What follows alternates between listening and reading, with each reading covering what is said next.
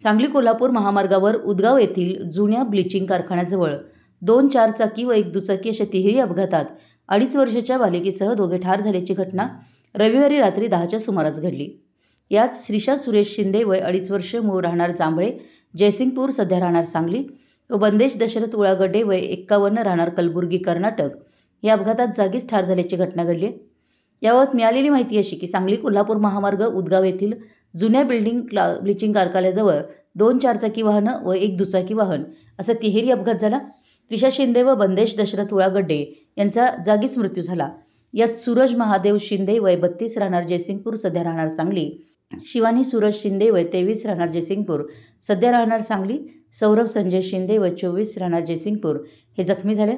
अपघात झाल्यानं मोठी वाहतूक कोंडी निर्माण झाली।